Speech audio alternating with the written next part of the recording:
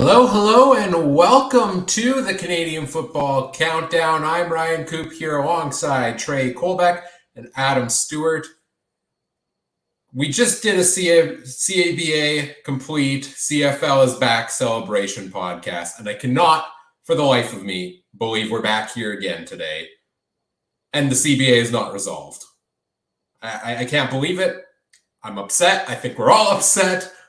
We're going to talk about it a little bit here tonight, for just a little bit, because I think we're all a little sick of talking CBA, and I think we could all use a little bit of actual football talk. So we're going to go ahead tonight with our East Division preview show, taking a look at the Argos, the Ticats, the Alouettes, and the Ottawa Red Blacks. And we're going to prepare as if CFL season is going to happen on time, and fingers crossed it does. But should be a fun discussion here tonight, some actual football talk. Before I bring in the rest of the panel, I do want to mention we are a proud member of the Canadian Football Podcast Network, and as always, want to acknowledge that the Canadian Football Countdown is brought to you from Treaty 1 territory, traditional territory of the Anishinaabe, Cree, Ojibwe, Dakota, and Dene peoples, and the homeland of the Métis Nation, as well as from Treaty 4 territory, traditional territory of the Cree, Saulteaux, Dakota, Lakota, Nakota, and Métis Nation. Now let's bring in the other two members of the panel here this evening. First, it's the great Trey Colbert. Trey,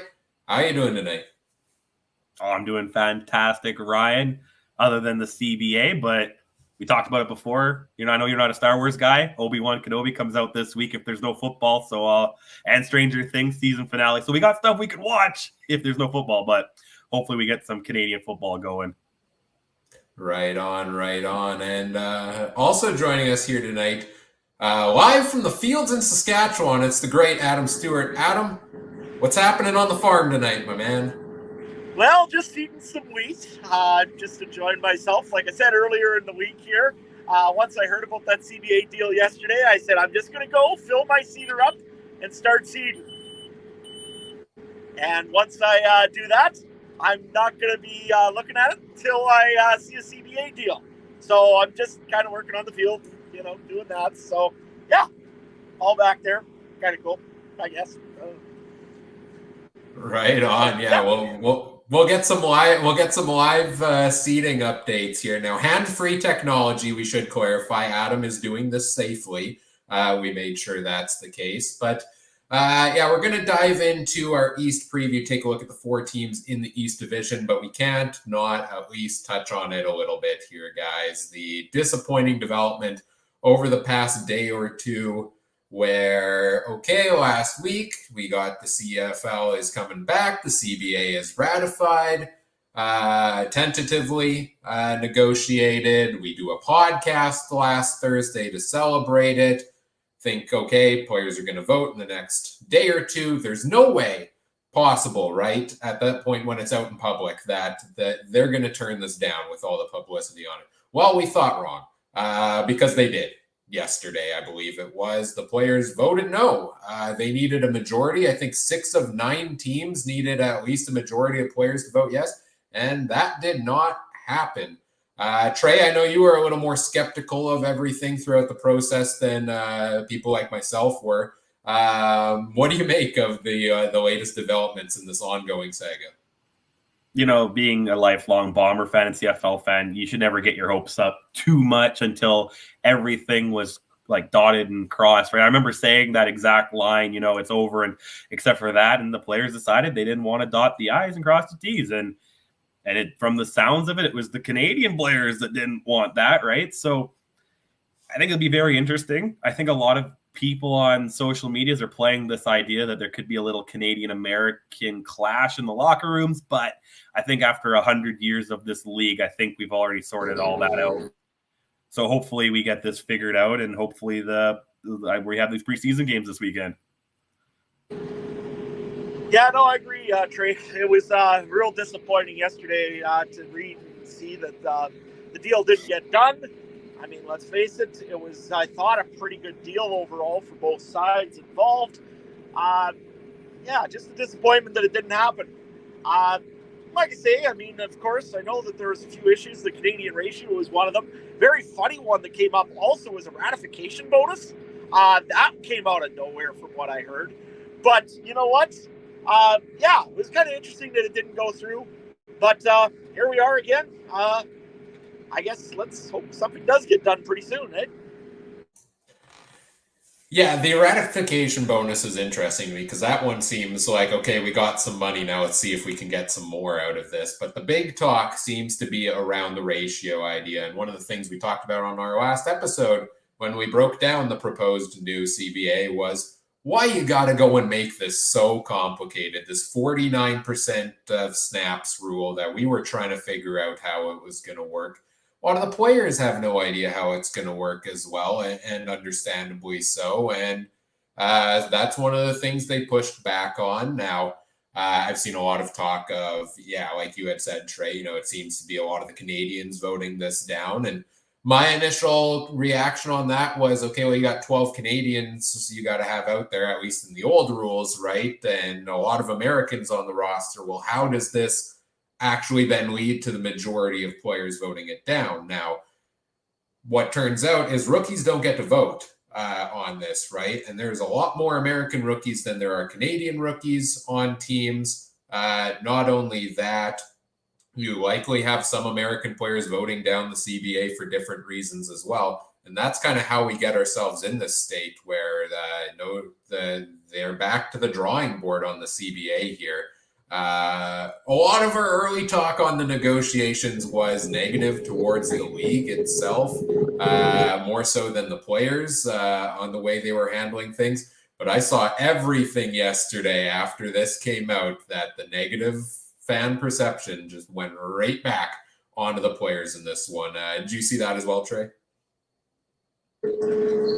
Yeah, I did. And you can't blame the fans for that. Like you said, if it seems to be the majority. Did we ever get any numbers? Because I know it had to be 6 to 9, but was there anything that said how many teams were, yes or no? I don't believe we did, no.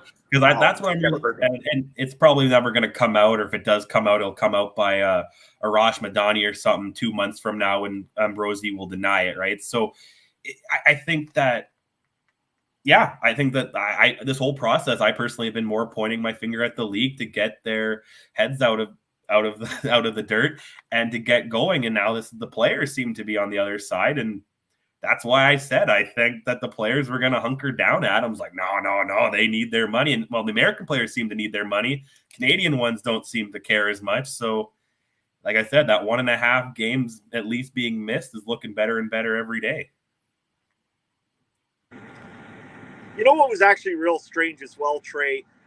The report that came out that said that 30% of players didn't even bother to vote, which is just strange. I guess they figure, you know what, it's going to go through, whatever, we won't bother.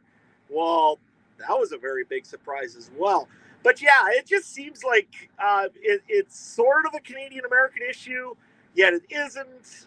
It's a very strange situation here. But who I feel really bad for right now is that negotiating committee for the CFLPA. They agreed to a deal. They went in good faith to the CFL said, yeah, they'll probably accept this.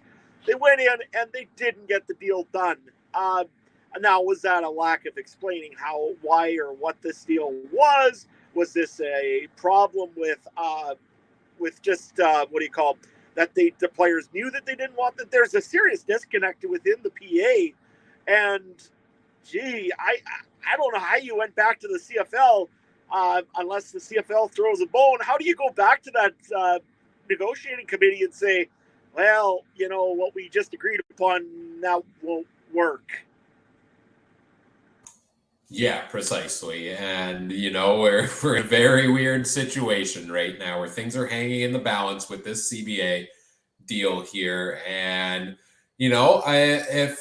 I feel bad for the American players to some extent as well, right? Like in a lot of cases, you're losing your spot on a roster regularly to a guy who, may be the same talent level, maybe more talented than you and earned it by his skill. There's certainly some very skilled Canadian players out there, but also in some cases, might be a less talented player who, because of their passport, is potentially getting that spot because you need to require that number of Canadians out there on the roster.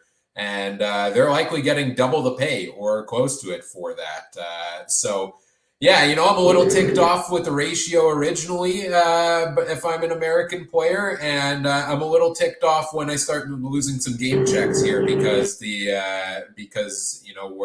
we're concerned about the ratio here as well. So I see the concern from a lot of players. You've seen a lot of players already say, I'm not striking again. I don't want to go back out there and strike. Like, let's just play football. Let's get this done.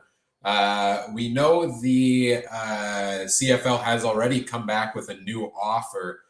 Trey, what's all involved in that offer? Do you have that there? Yeah, I believe they got rid of that 49% rule that none of us really understood why it was even in there. And I think they went down to 6 Canadians with the 1 naturalized. Again, I think that's a fair rule, because there was 7 Canadians before. Yeah, 7 before, so it's still 7 Canadians, just adding the 1 naturalized. And that bonus is interesting that was brought up. I wonder who brought that up. I'm assuming maybe is that the league getting scared that, hey, we're going to lose $1 million if we don't get some of these games in, so we may as well just give it to the players now, sweeten the pot. So I don't know. I think it's very interesting. And just real quick, because we talked about the players having maybe some lack of faith in the CFL PA board. But if you look at the guys on that board, you got Eliminian, King, Muamba, Big Hill, like guys who've been in this league forever.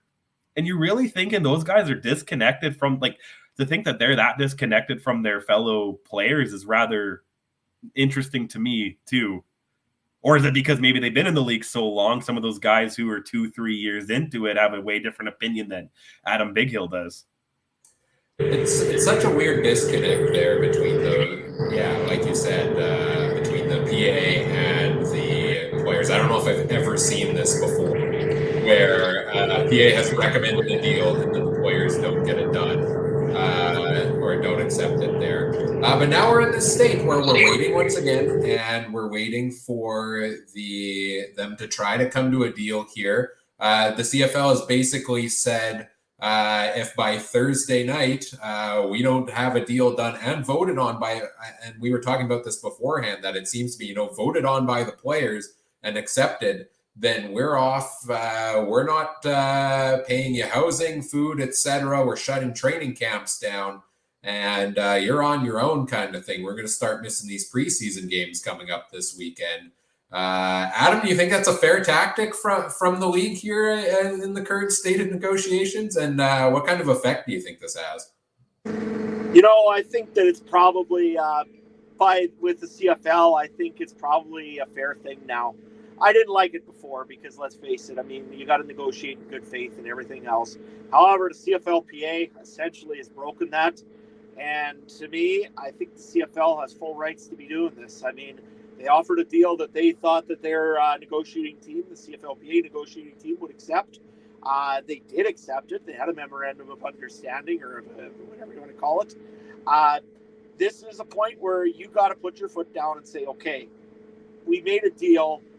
We've given you a little bit of a olive branch to try to fix this with fixing up the new offer with the little bit of a ratification bonus, as well as also the 6+1 naturalized Canadian ratio. But that's the hill that they got to stand on. And I mean, if you're the CFL, I can't blame them anymore for doing this, because you can't keep going back and forth and back and forth and back and forth. Eventually, this is the deal. We have a deal. Let's get this done. I know that the CFLPA wants more. Obviously, everybody always wants more. Nobody doesn't want just a little bit. But you know what? This is a pretty good deal already, and I hope that they can figure this out and get this done. As per the ratio, I just wanted to bring that up once more. Let's face it, an American that goes and spends his career in the CFL, comes in, makes the league better, and ends up going and does a lot of charity work for his team. I can think of a guy like Charleston Hughes, lives in Regina, good working guy. He does his stuff in Regina off season, and you know what? Just generally a great guy. How come that guy isn't considered a Canadian? I mean, he's done his time. He's worked his tail off in this community, those guys should be considered Canadians already. Otherwise, we're just protecting jobs, and I don't think that's right either. Trey? No, I agree. And, thinking of Winnipeg and a guy like Adam Bighill too, right, who lives here all year, and every team has at least one or two guys. I'd watch how many you do. I think sticking to one or two max kind of thing is where you need to go. And you're right. I kind of go back and forth with this protecting job thing. I kind of go, I want the best guy to play. But like we've talked about in the past, what makes the Canadian Football League? 3 downs, 110 yards, or is it the ratio, right? And I'm still kind of in the middle of what's the answer to that. So it's good to see those guys out there. You can make a strong argument that guys like Andrew Harris maybe never would have played if it wasn't for the junior league coming in and the ratio. And, again, there's guys on every team that has that. O-linemen have been dominant. Canadian O-linemen have been dominant in the draft for years. Would that have been the same, if there was no ratio? How would the draft even work? So, there's a lot going on. And, I'm really tough on the ratio, Ryan. I don't know, man. Like we've talked about this and I really don't know because, some leagues have it. I think like things like the KHL and things like that have Russian players and a lot of those hockey leagues, but the NHL doesn't have anything. The MLB doesn't have anything. Like, should the CFL keep, like, I don't know. I just feel like we kind of sit into that B league if we keep a ratio, but I don't know if I want to get rid of it. Yeah, it's a weird spot, right? How do you approach that? I'm much the same way.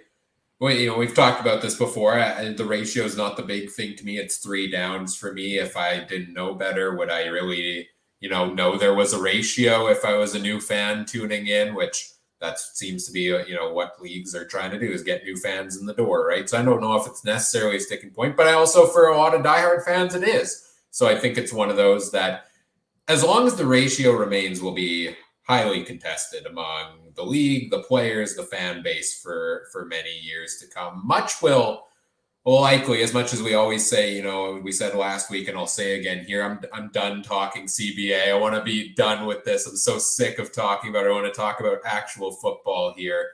We're going to be talking about this probably for weeks, for years to come, the implications of whatever happens with the final version of the CBA here.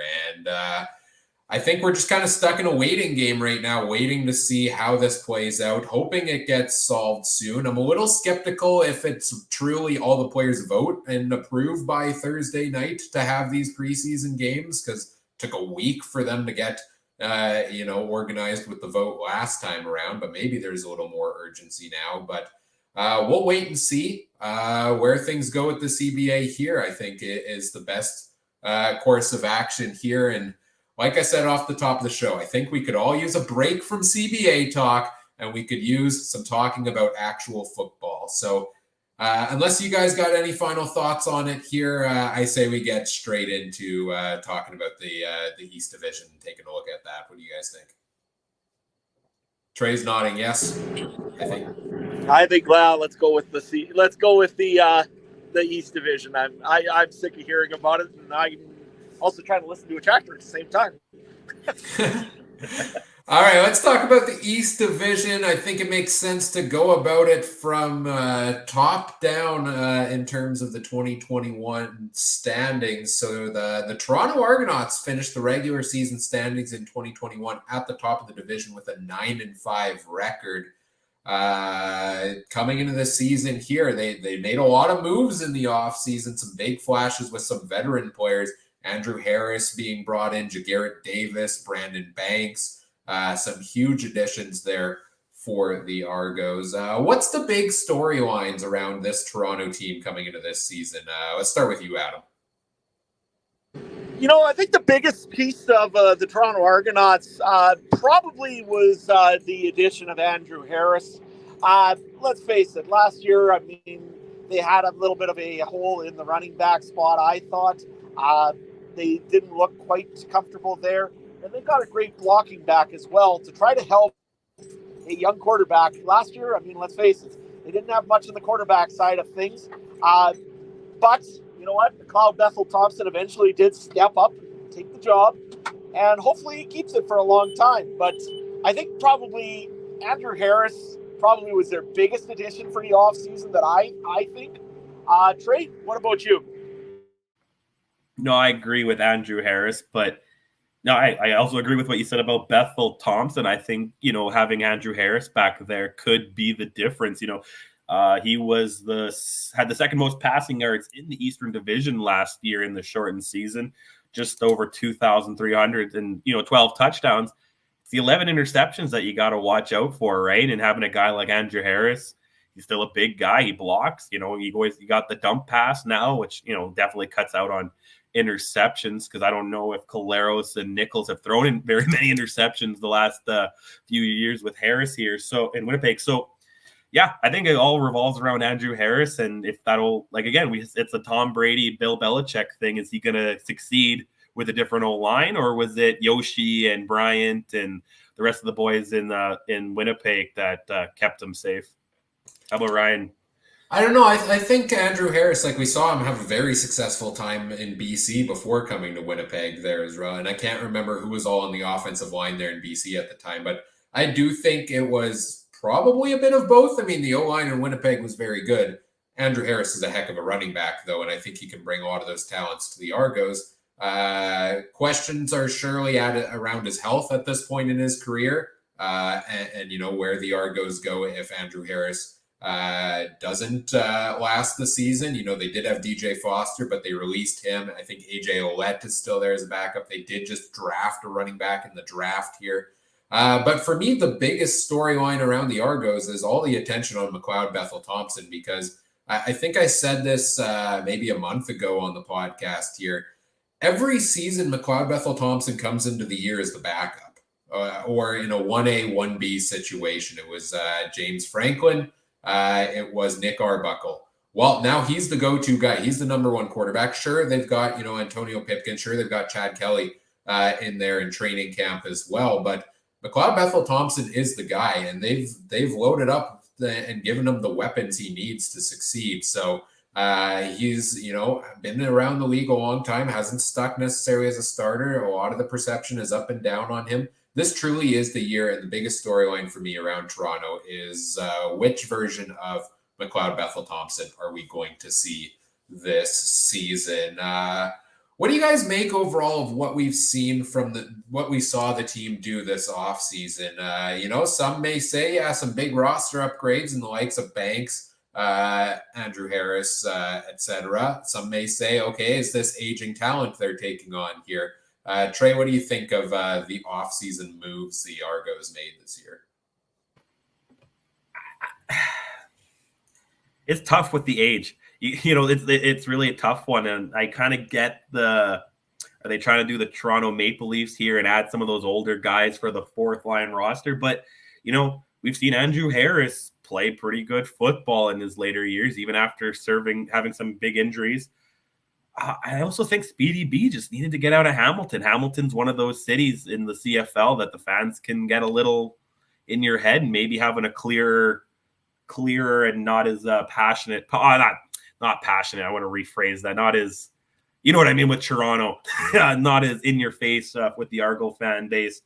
And maybe he'll have a good year. I believe he had to delete Twitter after the 2019 Grey Cup, I think, because he was running his mouth a little bit.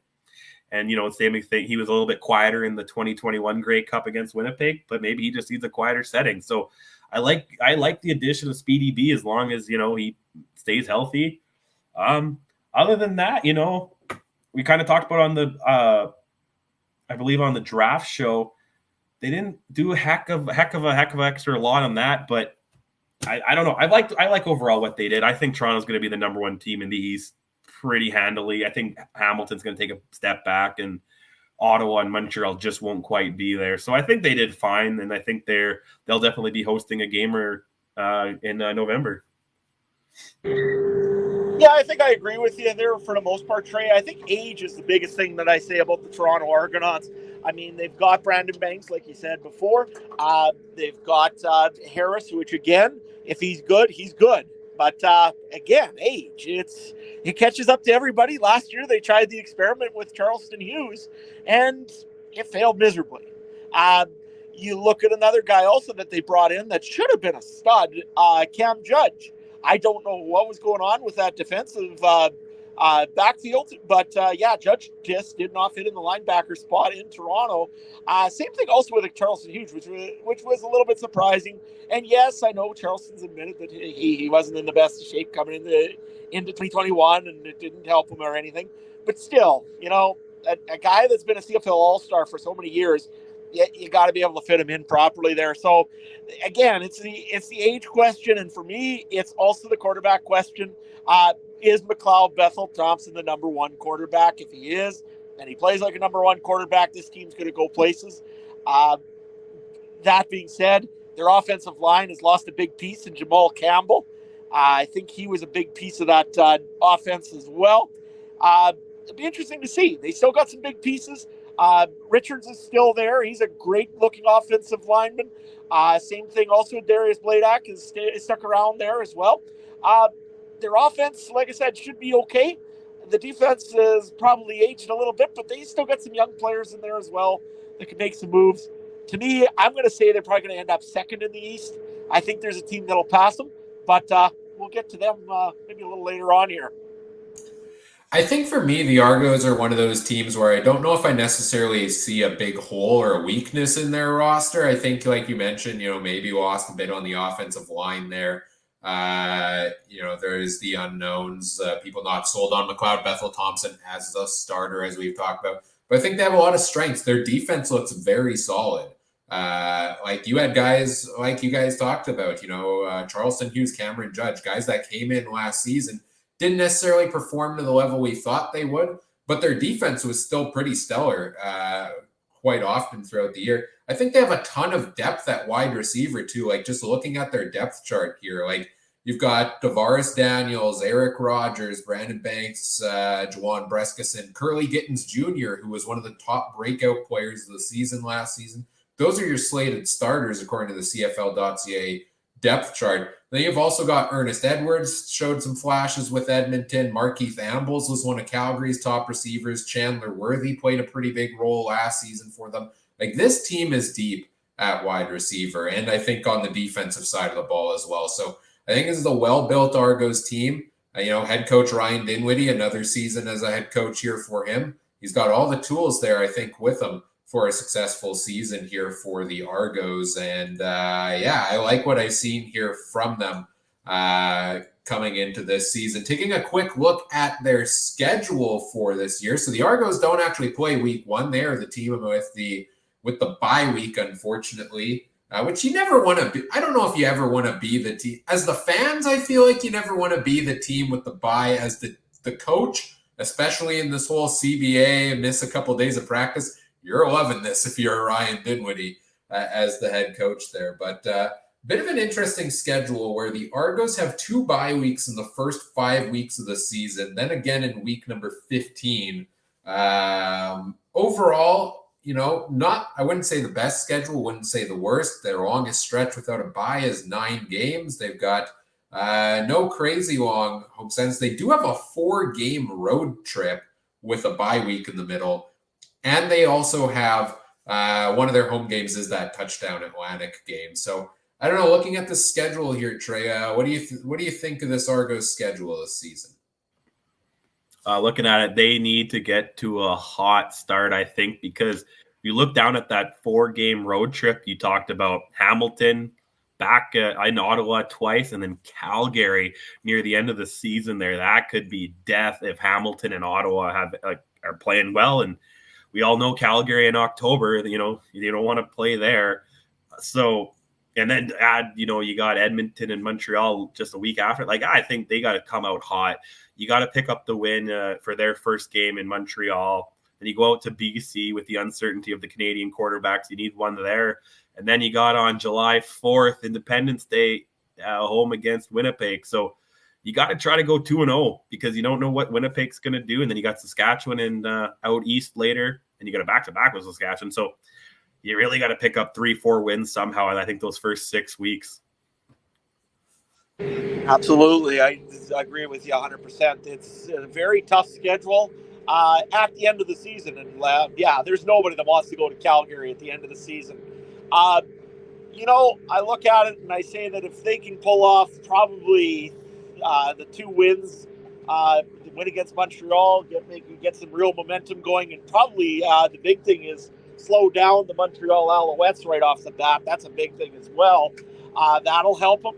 And yeah, BC, you're not sure what you got there really. And I think that probably later on we'll all be talking about next week or whenever the West preview comes out, we'll be talking a little bit about the BC Lions and their new quarterback. So you know what? No, I agree 100% with you. And the big one is they also got to beat Saskatchewan at least once in the home and home. And that touchdown Atlantic game, that's there. That takes another home game from them. So let's face it, you better start marketing out to Atlantic Canada, try to convince them that, hey, you want to be a Toronto Argonaut fan. The Argos are one of those teams that every year I feel kind of gets shafted a little bit by the schedule. Like you look at this stretch drive here, that 6 of their last 8 games are on the road at the end of this season there when it's crunch time. And a lot of those are division games in there as well for most teams down the stretch. And a lot of that is due to sharing the field, I think. I believe Toronto FC uses it as well. And then you get that touchdown Atlantic game there. So not a great schedule for the Argos. But they do have a good start to the year to get into the rhythm. A couple of weeks to tinker with things there early on, watch some game film to prepare them for that long stretch there in the middle. I can't remember if I've already, given my take on where they finish in the East Division, but I think the Argos still finish first. They're still my front runners out East. I'm a McLeod Bethel Thompson believer. I always have been because I've seen the promise from him. The seasons where we've seen, a lot of interceptions and stuff, a lot of it has been, maybe the offensive line not giving him the help he needed. Was I a little bit concerned when they shipped out Nick Arbuckle last season and then he had some underwhelming performances following that? Yes, absolutely. But I do believe in what he's capable of doing. I think having a back like Andrew Harris to dump the ball off to is going to do wonders for his game there. And it's going to be weird seeing Andrew in the double blue, but I'm excited to see what kind of impact he has there on that offense. Anything else on the Argos you guys have before we move on? Don't think so. It does not look like the case. So let's move on to the team that finished second out east, which was I believe the Hamilton Tiger Cats in 2021. Many folks like myself had them dominating the East in preseason predictions last season, coming off their Grey Cup season, their historic season or Grey Cup appearance in 2019. I thought they were going to dominate even more in the regular season than they did. That didn't happen. They got off to a rocky start. They finished strong near the end, 8-6 record for the Ticats last year, but another consecutive Grey Cup loss. The drought continues. Let's go to you first on this one, Adam. What's the major thing you're watching here on the Ticats coming into 2022? Well, I hate to keep talking about the offense, but it's the offense in Hamilton that I'm actually got a little bit of questions on. Let's face it, Jeremiah Mazzoli is now an Ottawa Red Black. You've got Brandon Banks not back. He's in Toronto. You've got Jalen Acklin, my new favorite player, out of gone and over to Ottawa. You also are still got questions, I believe, in the backfield with Sean Thomas Erlington in there. I don't know if he's quite the guy there in the backfield in Hamilton. Couple that with a little bit of an aging defense. I mean, let's face it, Simone Lawrence ain't getting much younger. I don't know. I'm starting to think that maybe Hamilton might take a step back this year. Trey, what are you looking at? I agree. I think they're going to take a step back. I have them second just because I think their defense is still going to be, what we traditionally think of the Steel Town defense. But yeah, I got big questions about the offense. Evans has proved that he can have big games, but he's still 0-2 in the Grey Cup, right? So he doesn't seem to want to play near the end, and you lose Speedy B. That's a huge loss. They got a couple of names in their receiving corps, but nobody really jumps out at me. You know what I mean? Anymore on that offense, and I think it's going to be very interesting for Steeltown. And I have them second, but I think Montreal is going to be really nipping at them going down the stretch. What about you, Ryan? I'm a lot higher on the Ticats offense than you guys are, actually. Dane Evans, the concern is the sample size is small. He has 8-9 starts in the CFL, maybe a couple more than that. And 2 of them are Grey Cup games, which is an interesting statistic there for Dane Evans. But he's shown he has the capabilities of being a solid quarterback, a good starting quarterback there. They did lose some of the pieces you guys mentioned at receiver, absolutely. But one of the big things, you get Braylon Addison back, who should hopefully be healthy, ready to go this season, can be one of the top receivers in the league when he is. And he missed most of last season. That's a huge re-addition for them there.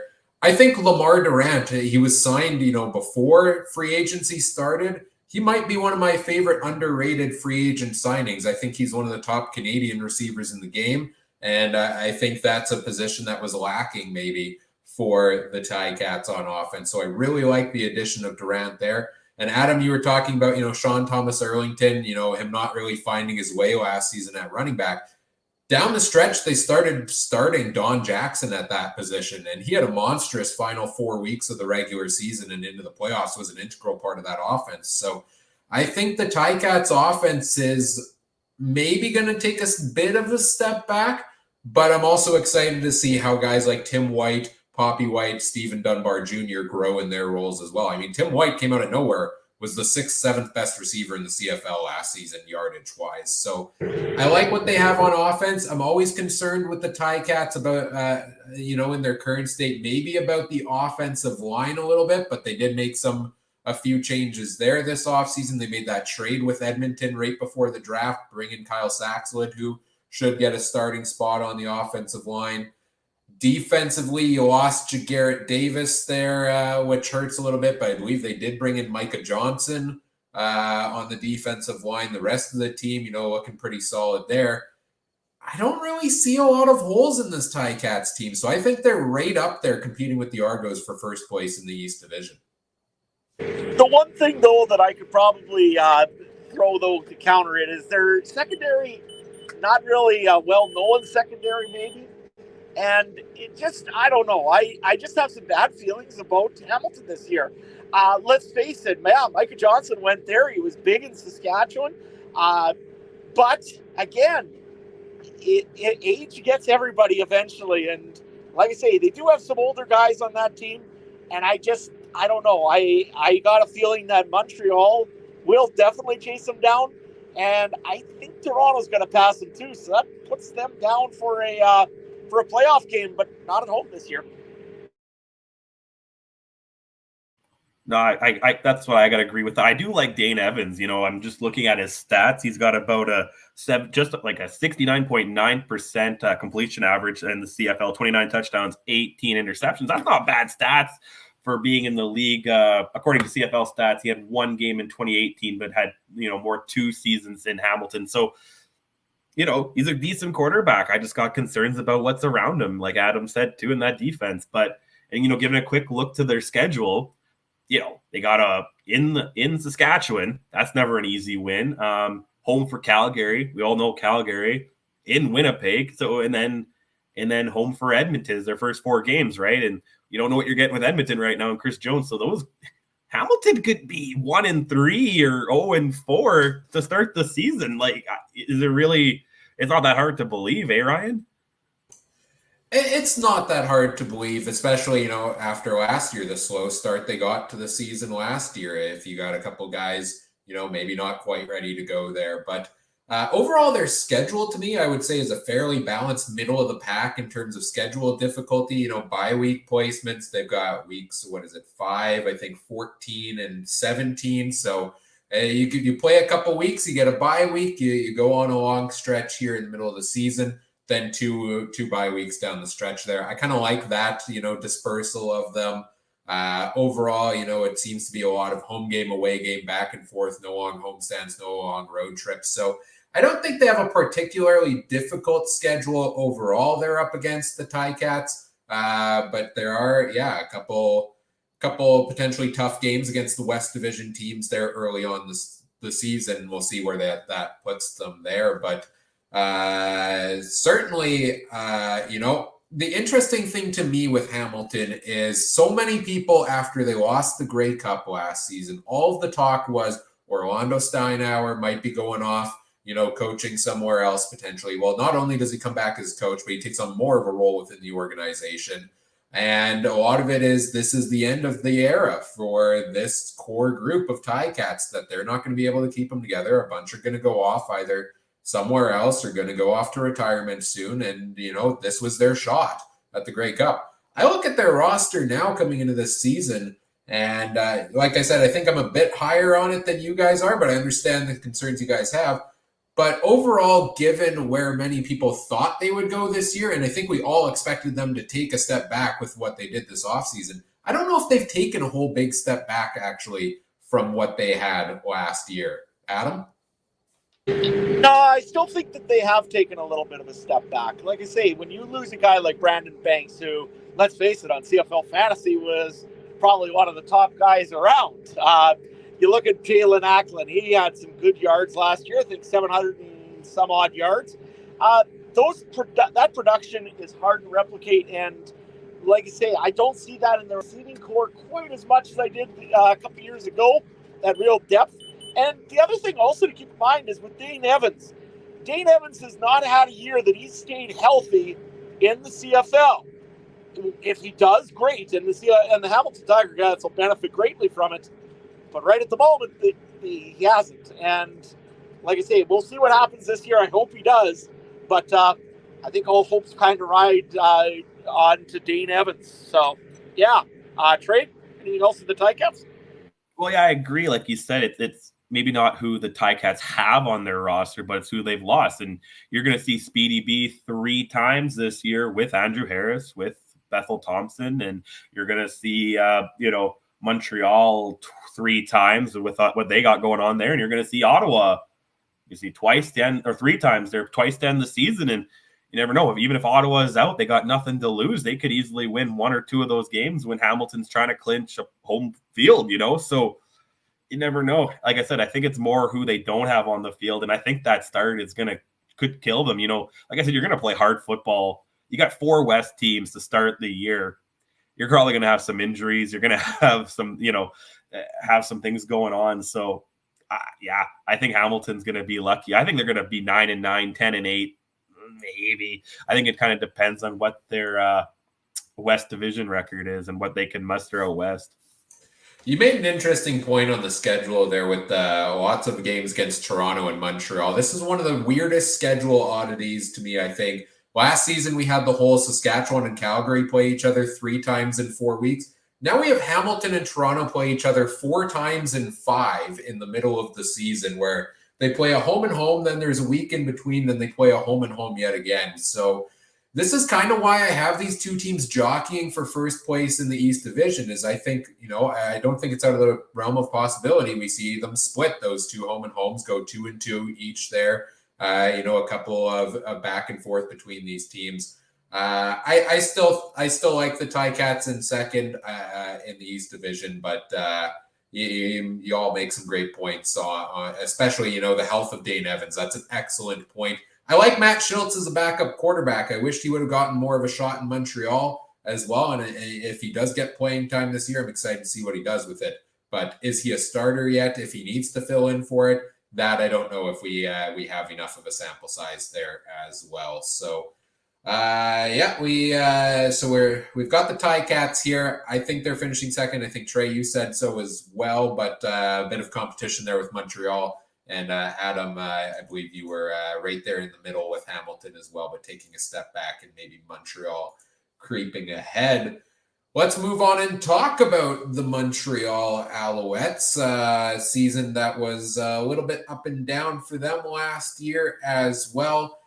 They finished at a 500 record, 7-7. They go out to the Ticats in the first round of the playoffs for Montreal. A disappointing end to the season there for them. Adam, you seem high on Montreal this year. What's the big storylines for you? Well, for me, I think the main storyline that I'm going to be keeping an eye on is their quarterback situation there. Let's face it, Vernon Adams had some injury issues last year. Trevor Harris came in. They've got a great 1-2 duo there right now. And not only that, you've got a football quarterback head coach with Kahari Jones. And I could just see Kahari leading this team to some really, really close games. But this year, I think he's going to lead them to more victories, which is great. So to me, I just think the Montreal Alouettes, they've added a few extra pieces in for their Canadian depth. They look solid. They look pretty decent. I like the receiving core that's starting up there. I'm very interested to see if the Filippo boy makes the starting roster. That'll be very interesting to see. And guys like Eugene Lewis and Jake Wenicky, I think are really going to light this team up.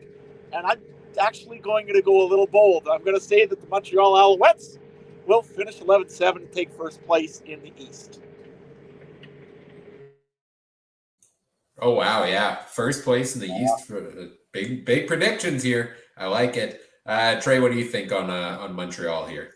No, I'm pretty high on them too. I don't know if first is in their ballpark this year, but I could see them being second or tying for second very easily. And like we were looking at the schedule, like the East with the 4 teams in there, they seem to play each other every other week. So I think if Montreal can beat up on their, I think the goal is always to try to go about 500 against the West. If you can do that, you're smooth, you're sailing, right? Because and then you got to have a winning record against the East, and that's usually around 10-8 or 11-7.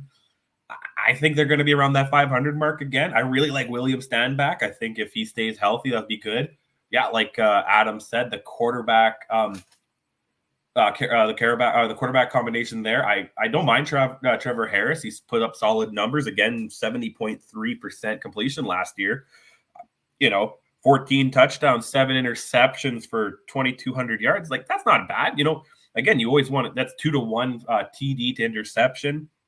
Vernon Adams is around there too, 14 touchdowns, 9 interceptions. So again, as long as they keep the ball out of the other defense's hands, and I think it's pretty easy for them to host a game this November. For me, the main thing I'm actually looking at for Montreal is, the quarterback. How does Vernon Adams Jr. Some say maybe last year was a step back from what it was the season before for him, and then he had the long injury. How does he bounce back from that? We haven't talked a ton of special teams here yet today. Special teams is where I'm most interested on Montreal because last season you had a different return man literally every week, it seemed, for Montreal because either a guy didn't do a great job necessarily or most of it was flat out injuries where there was no consistency there. You had Mario Alford was dynamite early on in the season and then it kind of flatlined as they rotated throughout there. They did bring in Jeff Reinbold to be their special teams coordinator for this season. He is now, I believe, since then stepped away from the team and will not be there this year. So, this was one of those things last year where, kicking game wasn't too bad. David Cote, I think, did a great job there. But return game, Montreal at times was just a rotation in there. That's something I'm watching for them. I'm not as high on the Alouettes. You guys and I are not in agreement, I don't think, on the East Division this year. I have Montreal in a toss-up between 3rd and 4th in the East Division with Ottawa. I think this is a team that, probably was one of the teams that impressed me the least with what they did in free agency this year, and that's because they did not do a whole lot. They brought in some Canadian they brought in Hergy Mayala as a Canadian receiver there. They made some upgrades on the defensive side of the ball a little bit there as well. But that's one of the things, my biggest takes on Montreal last season was just the lack of depth at wide receiver. It seemed like it was the Eugene Lewis, Jake Winicky show, and that was it. But they did have some guys step up down the stretch, like Reggie White Jr., to be fair. But I don't know, the Alouettes, they're not a team that jumps off the paper to me necessarily as a team that's going to dominate the division. I think they're a middle-of-the-pack team as well. I think they could be around a 500 record, but they don't scream to me a team that is going to either fall off the wagon or jump right out to the top of the division. No, I think that I think that their defense has improved as well, and that's the big thing that I've been looking at. I think last year they had just about the most quarterback pressures and the most quarterback sacks. If that defense can keep going the way they are, they've added a little bit of depth with offense, like we've said before. In defense, they've still got quite a few pieces from last year. They did a good job of keeping most of their guys that they wanted to keep. And in free agency, it's sometimes the guys that you keep versus the guys that you bring in that sometimes, to me, always seem to do better than anything. And overall, I think that, like I said, Montreal is just one of those teams that they're going to fly under the radar. They're going to be thought of as, oh, well, they'll be easy to play and we'll win a few games. It's never easy going to Montreal for that road trip, no matter when you go on it.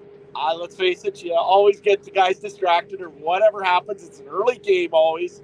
And it just, to me, I don't know what it is about Montreal this year, but I think they're going to make some noise in the East and maybe even in the West. Trey? Well, yeah, that's what I was going to ask you. They have a back-to-back against the Rough Riders. What do you think they're going to go? Are they going to go 1-1? I hope they split. Let's face it, that's the best situation usually on a schedule when you have a back-to-back, no matter if it's Toronto or who it is, or Montreal.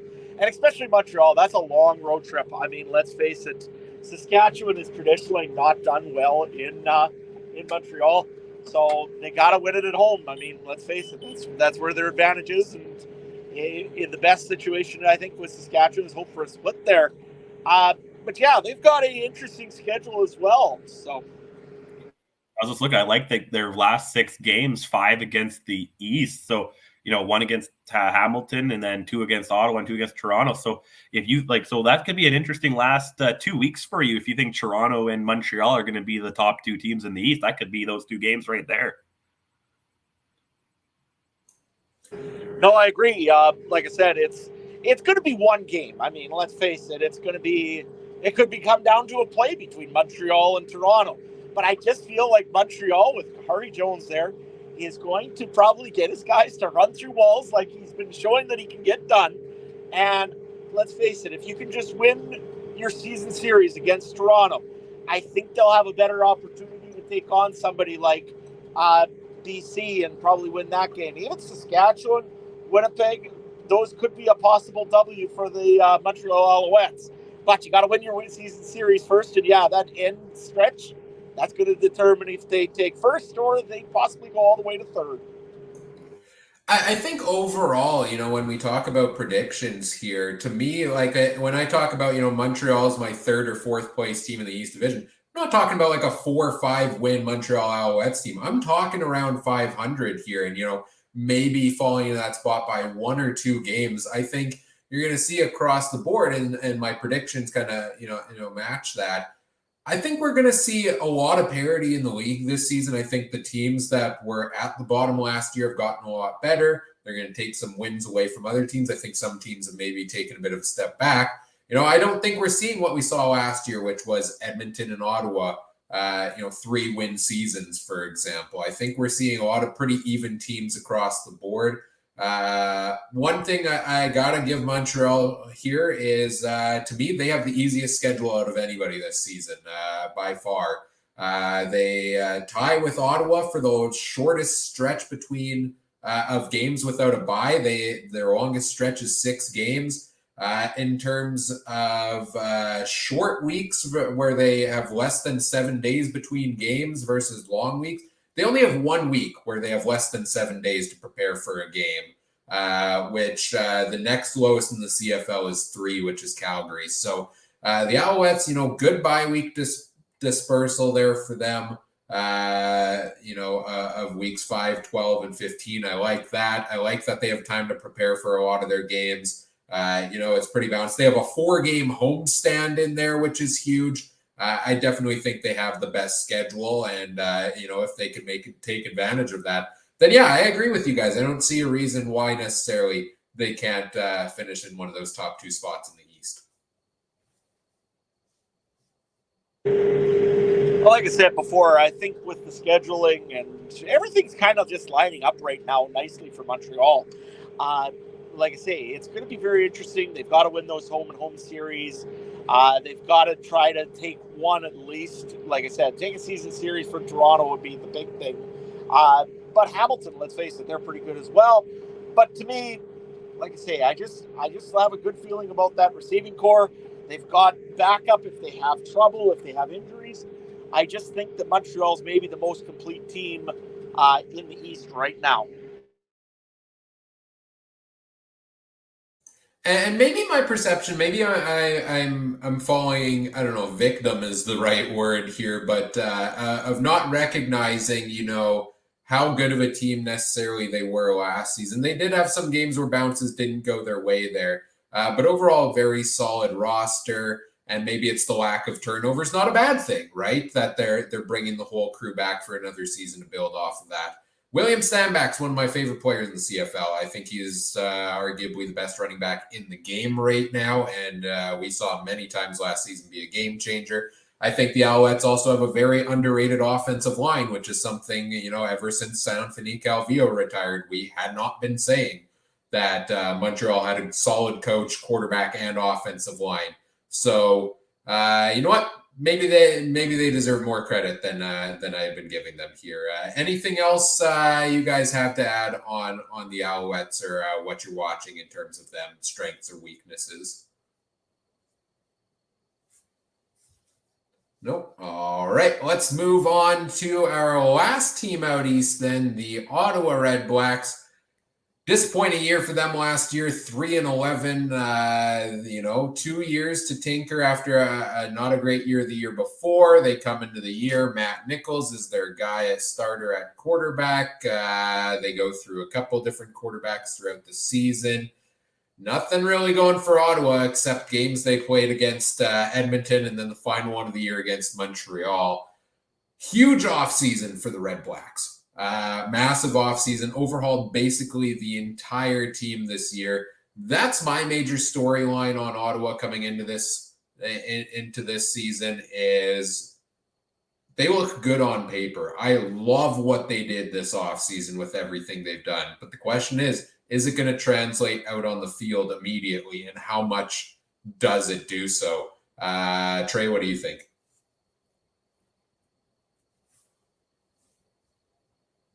Sorry, guys, lost my mouse there. No, I agree. I'm going to go a little bit more specific. I think it's going to really rely on Jeremiah Mazzoli. Correct? Yeah, he got signed there. There he is. Couldn't find him here. I'm trying to look at his stats here because, he seemed to be a little different of a quarterback last year than maybe we're used to seeing. Had some injuries, but, I think as long as he's got time and he stays healthy, and I think I don't know. I think Lapo will have a lot of use for him, and I think they could find some opening. I still have them in fourth because I just think those other three teams are a lot better than Ottawa. But I think Ottawa's on the up and up. Adam, how about you? There we go. Gotta agree. Yeah, no, I think that with Jeremiah Mazzoli, it'll be very interesting to see what happens with him now that he knows he's the number one guy. There's nobody really. Yeah, they've got a little bit depth behind them, but not anybody that I would say is probably going to really compete with Jeremiah for the job. That being said, I think they got a little bit of help also in receiving core. They've got some Canadian depth in there as well now. And then Jalen Acklin, another big pickup that they got for receivers in that team. To me, I think that's a big part of it. Also, let's face it, they got back their old number 29, William Powell, from the Saskatchewan Roughriders. He's going to be a big piece to this team as well. Otherwise, it could be a long year for Ottawa. It's going to be a learning year for sure, and I hope that they have an extended training camp to go on. But there's a lot of new pieces in that team. Yeah, don't forget Vernon Adams to go along with Acklin. Those two could be just picking apples out there from Mazzoli. Like it literally, I kind of forgot about Adams and I just see him now at the top of the list. So, I think this team got a lot better. I'm just not sold yet. We have a lot of Lapo's kind of one of those guys who hasn't proven himself as a head coach. We all love the guy, but I do anyway. And I hope he can succeed, but I think he's better in that OC role. And I think if he had the OC job in Ottawa, I think we would be talking a little bit different, because I think if you had a coach maybe focus more on the defense and let Lapo worry about the offense and not all the head coaching things, I think this Ottawa team would be a lot better as well. Ryan? Yeah, I agree to some extent on that. I like what they've done with the roster. BJ Cunningham, another guy in at wide receiver who, had some great seasons in Montreal, but was kind of, a bit of an afterthought almost with Lewis and Winneke there. I know he got injured last season as well. They've got some great receivers. They've got a solid quarterback in Jeremiah Mazzoli. William Powell, to me, is the guy I'm most excited to watch, because I think he was criminally underused in Saskatchewan by Jason Maas in that offense this past season, where, you had some games where Powell was carrying the ball 8 times. Lapolice loves his running backs, and he's going to use them. And I think he'll use a good mix of William Powell, Jackson Bennett, who's his backup there as well. I think he'll get some decent usage out of those two guys in the passing game to help things for Jeremiah Mazzoli. Mazzoli's a quarterback who likes to use his legs as well. I like things offensively. I really like what they did with the offensive line this year as well. They overhauled that. That should help things go a long way. I liked what they did in free agency with some additions on the defensive side of the ball as well, but took a big hit today during training camp, I believe. New addition, Kwaku Boateng on the defensive end, one of the top pass rushers in the league, apparently went down with perhaps a season-ending injury here. So that's a huge piece, huge hole that they were looking to fill with a guy like that maybe they're missing there on the defensive side of the ball as well. I think Ottawa's going to be a very improved team this year. They're one of the hardest ones to place for me, because I don't think it's out of the realm of possibility that we see Ottawa jump right up in the East Division and be a team that hosts a playoff game, dare I say it. Last year, my boldest prediction was the Argos going from a 4-win team to one of the top 2 teams in the league. And hey, I was right. They finished first place in the East there, tied for the second best record. I think Ottawa could be that team there. My safe pick is going to be, I think they fall maybe 1 win short of Montreal and finish 4th place in the East here. But I could see Ottawa sliding into any of these spots in the East Division this year. So much is unknown. On paper, I think they compete with anybody. On the field, I don't know if it gels based off of just so many new pieces. And what are we going to make of how that happened, how that plays out? Adam? No, I agree. I don't really see a whole lot out of Ottawa this year. And I mean, let's face it, they've made a whole pile of changes. I mean, kudos to GM Burke. He did himself a great job of grabbing some great free agencies, getting some real excitement back into Ottawa after a kind of dismal first year for Coach Lapolice. I think that Ottawa still has a little bit of growing pains yet before they really can thrive. I don't know. I think that the offense still needs a little bit of work. The defense, with Boateng, like you said before, going down possibly for a season, that's a big loss in that defense. I just don't see the Ottawa Red Blacks making a pile of noise this season. But that being said, I think they're going to be better than what their record was last year. That can't be hard to beat. Get it, Trey? You know what? I'm gonna go a little crazy here. I'm gonna predict crossover team. Very well could happen. I don't know if they're gonna be better than Montreal, Hamilton, and Toronto, but they might be better than Edmonton, BC, and Calgary. So, I definitely want to see them play November football. Where? That's the tough question, but I don't think an East team has ever crossed over that I can think of. Not in recent history. It's been a long time probably if they have. So I would really want to see Ottawa do that. Yeah, I can't remember a time the East has crossed over to the West there either. That's an interesting take there. It feels like so insurmountable for the East to cross over to the West, because you got to beat out 3 teams in the other division while not beating out the teams in yours. Like it's got to be pretty lopsided in order for that to happen, right? But Ottawa is one of those teams where, hey, it's the CFL. You can turn a team around in one season, right? And we've seen Ottawa do it before. First season in the league, not a great year. They go and buy a team in free agency. They turn it around, go to the Grey Cup in 2015. Could that possibly be what we see here from Ottawa? I think we're all in kind of consensus that maybe another year of gelling on the field, but promising things to come. I think they'll be at least a few wins better than they were last season here. Anything else on Ottawa before we move on? Well, yeah, just a quick look at their schedule. They go 2 in Winnipeg, BC, and Saskatchewan before having 3 against the division. So that's kind of, now I'm looking at my crossover thing a little more. If they start picking off some of those games, maybe go 1-1 against Winnipeg, maybe steal one in Saskatchewan, and then they have a few division games. Like I said, I'm not that, we'll talk about it next week, but I'm not that high on Calgary, Edmonton, and BC at the moment. So, yeah, I don't know. I like it. Adam, you were going to say something? Yeah, I was just going to say, the people of Ottawa, you got to admit, great fans out there, and they deserve a winner. And like I said, I think that they're on the right path getting there in Ottawa. I don't know about a crossover. I mean, let's face it, that's pretty bold. But you know what? Crazier things have happened, and you're right. I don't have much faith in Calgary or BC at the moment. We'll talk about Edmonton next week. But, I can see the same thing, and I just hope that Ottawa at least is real competitive this season, puts out some good shows for their fans, and you know what? Let's face it, you never know. Maybe you get a win here or there, and you end up in the playoffs. Yeah, looking at Ottawa's schedule, I put them right up there with Montreal as one of the easiest schedules of the year. Their bye weeks 3, 10, and 15. Their longest stretch without a bye is 6 games. I like to see teams not really go on a long stretch. You play 6 games, okay, you get a bye to tinker with things a little bit.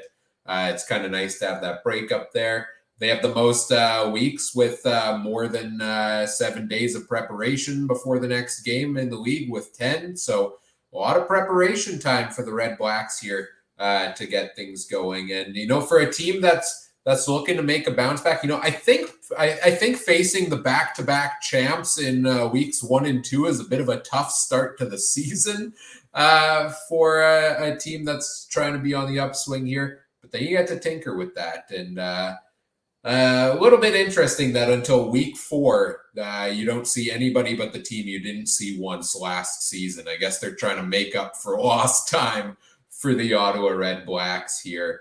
And we'll see easy schedule, teams looking like they're on the upswing, but how much does that play out here in the East Division race? We did put some poll questions out on Twitter, get some fan insight on where they think these teams would finish in the East Division. Put this out shortly before we found out the CBA got voted down yesterday. So this didn't get a whole lot of traction, the poll, but we got a couple votes in. Where do people think the Argos finish in the East Division? Majority said first place, but there were a couple second and third votes as well. Hamilton Tiger Cats was kind of split between first, second, and third. Alouettes first had a bit of a majority, second, third, and fourth also looked like they got a vote or two in there as well. Ottawa seems like the overwhelming favorite, said fourth there, but some people said first and second. We talked about crossover a little bit. A lot of people thinking no crossover this season. Trey, I know you thought the east to the west crossover there is possible, but I'm thinking no crossover here as well. I think the days of the West being so dominant over the East are gone. And I'm thinking, top 3 teams in each division may make the playoffs. I don't know. You guys have any thoughts there on any of those polls there? No, I follows along the general consensus. I think I said no crossover. I think I voted on that, and that you just to kind of see. I wanted to see what the results were. I couldn't wait. But at the same time, now looking at it more, like you said, the days of the West being dominant might be gone. So I don't know. Like I said, I'm not going to lose really any sleep over it if I'm wrong. But if I'm right, this will go down as the biggest moment in, CFL podcast history, maybe. So what do I have to lose? Well, it'll certainly go down better than when we did a celebration podcast for a CBA that is still back into negotiation. Adam, what do you think? No crossover? Do you think there's potentially, a West crossover or an East? I think there'll probably be no crossover this year just because I think, like you guys have been just saying exactly my thoughts. You know what? The West is maybe a little bit down from what it used to be. There's a few teams that just aren't as strong as they used to be. I don't think Calgary's quite what they were, although John Huffnagel and Dave Dickinson are still there to terrify whoever they can find, as well as Bo Levi. But you know what? I just don't have a feeling that Ottawa is going to pass a team like Edmonton. Let's face it, that's still a Chris Jones run defense, and they're usually pretty good. Like I said, I don't see the crossover this year. Just either way, I don't see it a team coming over from the West or from the East, really, myself. So.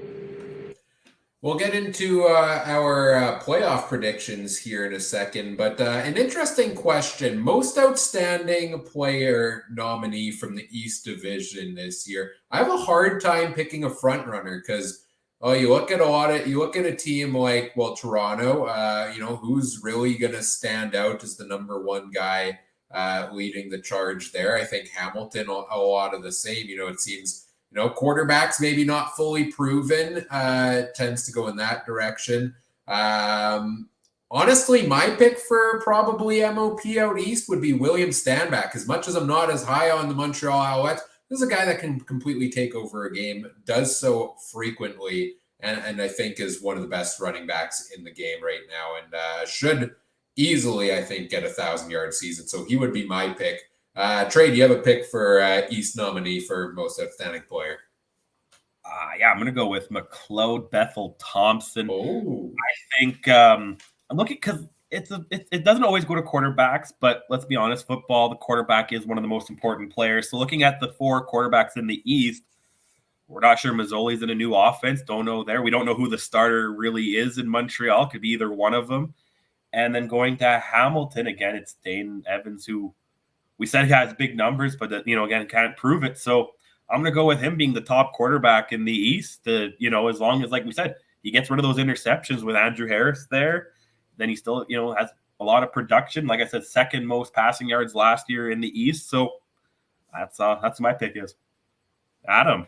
Yeah, I think my pick here probably would be Vernon Adams Jr. I really think that he's going to have a blowback, come back with a vengeance this season just because of how last year ended.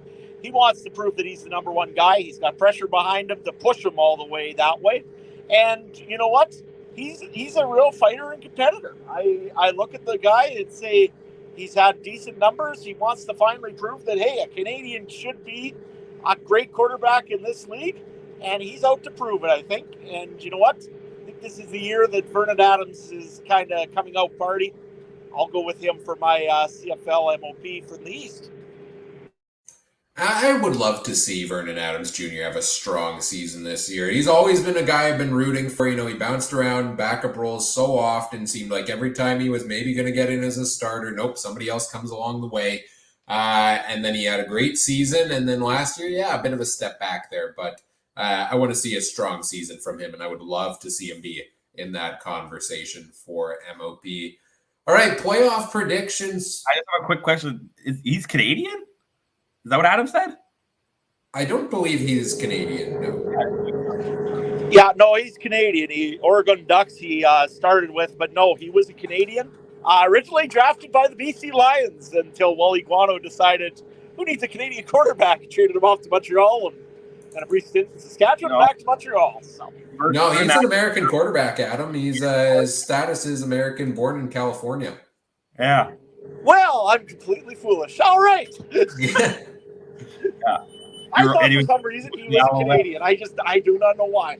Sorry about that. Is that because he spent too much time on the depth chart behind Air Canada, Brandon Bridge himself? You thought it rubbed off on him there. That's got to be the reason, right? It could be that, or maybe it was because of the trade that time, because I think he was traded for a high draft pick, if I wasn't mistaken.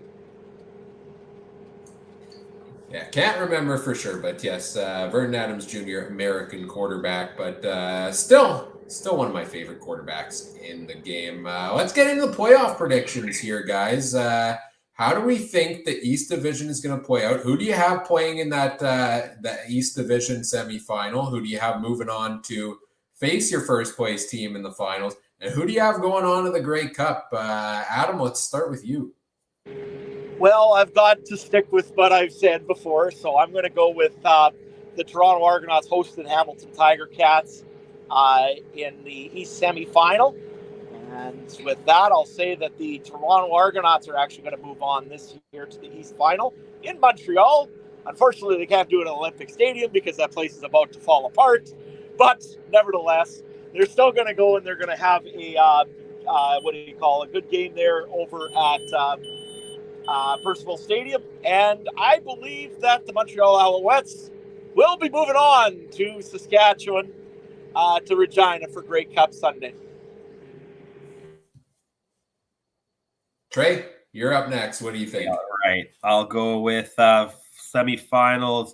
The Alouettes will roll into Tim Hortons Field, and I'm going to take the Ticats Oski Wee Wee one more week, and they'll go back to the 6. This time, no fans are going to be fighting because the Toronto Argonauts are going to move on to the Grey Cup in Saskatchewan.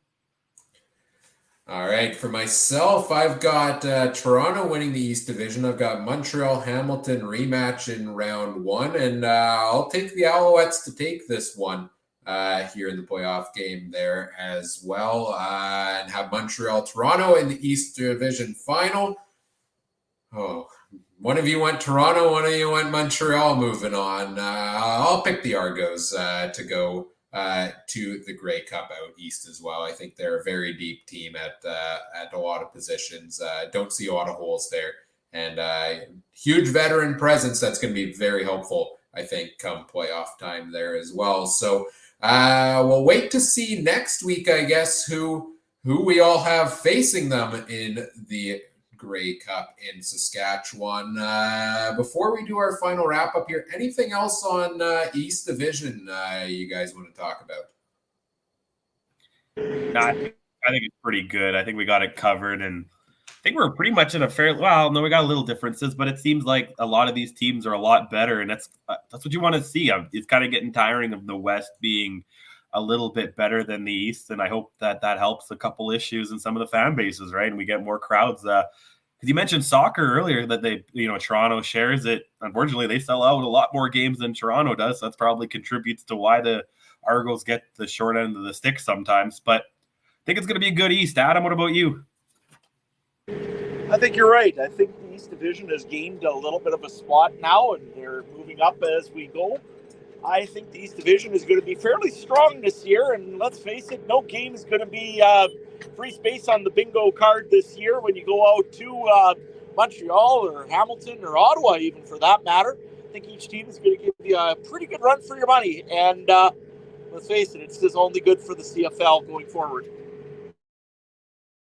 Yeah, excited to see the parity in that division and see what effect Ottawa, seemingly being better, has. Which teams do they take those wins from? A lot of divisional games, they're going to have to come from one of those other 3 teams, right? And see how that all balances things out. Excited to see it play out this season. Hopefully, we get the season starting on time still. Hopefully, that darn CBA gets ratified here, and we can get back on the field and seeing all of these teams take the field, seeing if our predictions are correct. As I mentioned, next week we'll be breaking down the West Division, taking a look at the 5 teams there. I'm sure if anything comes out, we'll have another CBA update to start the show off. But we're aiming, I believe, next Wednesday as of right now for that. So stay tuned for that. Of course, you can catch our shows live on YouTube, Twitch, Facebook, Twitter. Subscribe on YouTube, chime in on the chat. We'll be live all season long there. So come hang out to join the conversation. We always appreciate that. You can follow us on social media. on Twitter at CF Countdown Pod. On Facebook, we're there as well, the Canadian Football Countdown. Check out all the other great shows from around the Canadian Football Podcast Network at CF Pod Network on Twitter.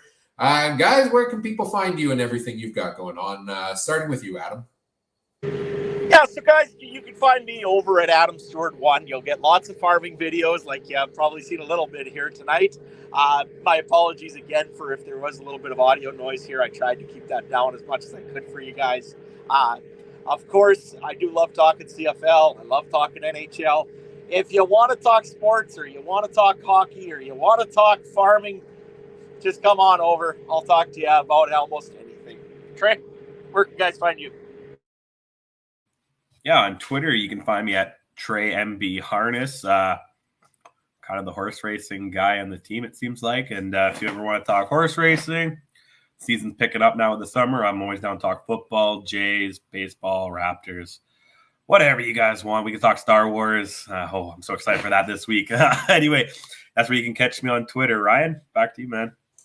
Hey, you can find me on Twitter at CooperTrooper42, either, talking CFL, talking hockey, Tampa Bay Lightning, off to the next round in the playoffs. Made that one look easy against the Florida Panthers. Now we're just sitting and waiting for our next opponent there. Big fan of reality TV. It's big week for that. Survivor Season 42 finale Wednesday night. The Circle on Netflix, if anybody's watching that finale. Looking forward to that this week as well. And just hoping we get this darn CBA sorted out and we can keep talking actual football. It felt so good to talk actual football with you guys tonight. And this is only season preview stuff. I can't wait till get into actually talking about games out on the field. Next week, West preview. Week after, we'll have our fantasy and betting preview for the season. And then we'll get right into week 1 preview the day before the season starts, assuming it starts here on time. Whatever podcast platform you're listening on, we appreciate it if you do all the fun things such as like, comment, rate, review, subscribe, share the show with your friends. Help us grow the show. We always appreciate that. And on behalf of our panel here tonight, Adam Stewart, Trey Colbert, I'm Ryan Coop saying thank you for listening. Take care. Have a good one. Bye.